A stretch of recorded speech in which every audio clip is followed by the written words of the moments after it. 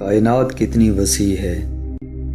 اس سوال کے جواب میں بے شمار کتابیں لکھی گئیں، لاتعداد تحقیقات کی گئیں، مگر اس کا جواب بھی کائنات کی وسعت کی طرح لامتناہی ہے، یا دوسرے لفظوں میں یوں کہیں کہ اس کا آج تک جواب نہیں ملا۔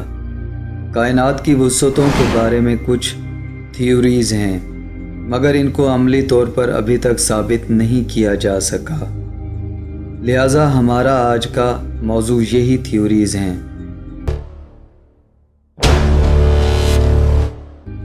اور بعض ریسرچرز کے نزدیک شاید کائنات مختصر ہے اور بعض کی تھیوری کے مطابق لامحدود ہے۔ اس بات کو سمجھنے کے لیے ہم ایک مثال سے مدد لیتے ہیں۔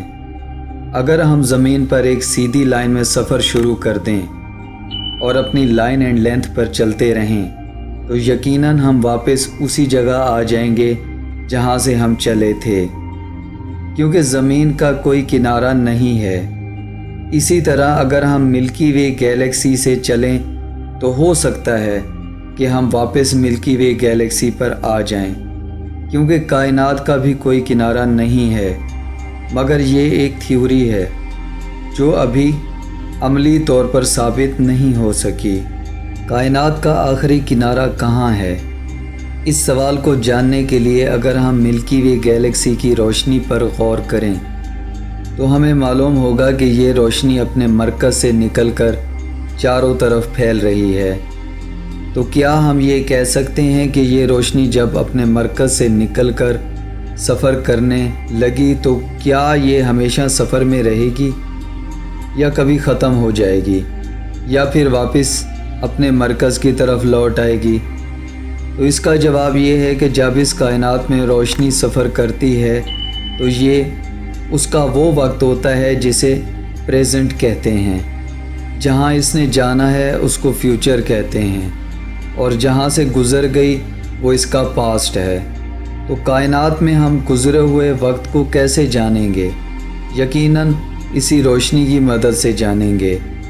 اب یہاں یہ بات انسانی عقل ماننے پر مجبور ہے کہ ہم کائنات کی ابتدا کی جستجو میں ہیں، یعنی بگ بینگ کے وقت کیا ہوا تھا۔ تو اب جیمز ویب ٹیلی اسکوپ میں یہ کیپیبلٹی ہے کہ وہ گزرے ہوئے وقت کی روشنی کی تصویر بنا کر یہ بتا سکے کہ یہ کتنی پرانی روشنی ہے۔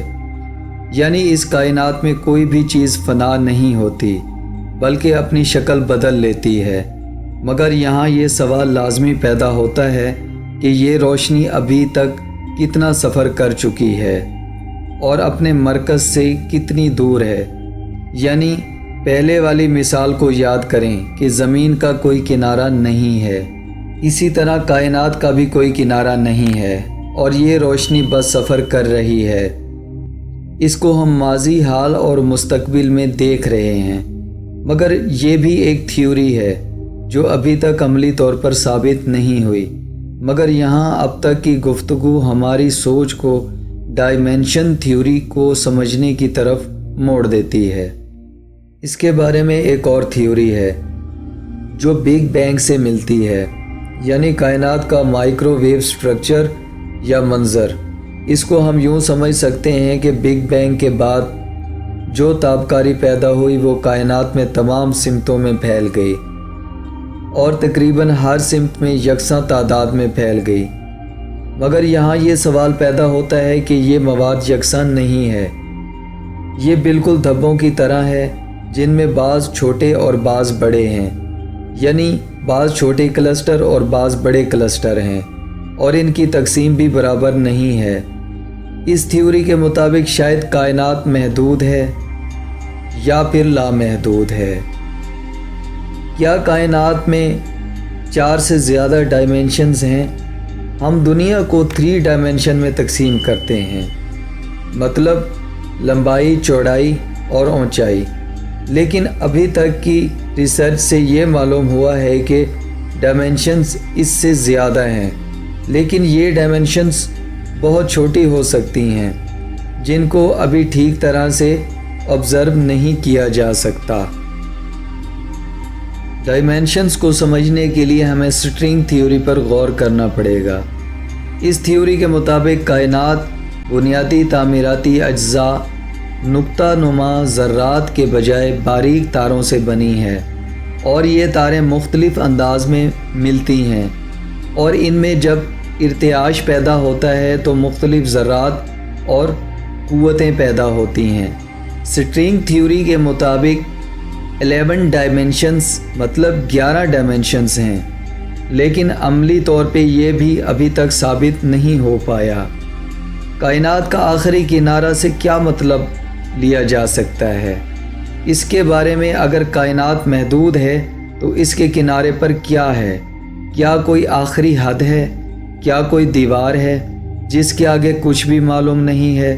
तो इसका जवाब भी सीधा नहीं है, बल्कि अगर हम कहें कि कायनात चिपटी है कागज़ की शीट की तरह तो इसका आखिरी किनारा हो सकता है, और अगर कायनात गोल है तो इसका कोई किनारा नहीं हो सकता। बस ये कायनात बहुत पेचीदा है और बहुत तहकीक तलब है, मगर जो भी हो इसको एक मुकम्मल और परफेक्ट प्रोग्रामिंग के तहत चलाया जा रहा है और इसमें 1 इंच के बराबर भी जोल पैदा नहीं होता, और हम कह सकते हैं कि ये कायनात किसी परफेक्ट और पावरफुल विज़डम का शाहकार है और वो ज़ात इसकी अल्टीमेट अथॉरिटी है।